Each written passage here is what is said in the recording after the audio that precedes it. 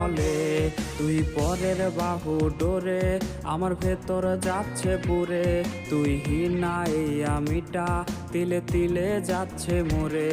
আমার পুরুষে পুরুক বুক, তুই কুরারে তোর সুখ, তবু মরার আগেও আমি দেখবো না রে তোর মুখ।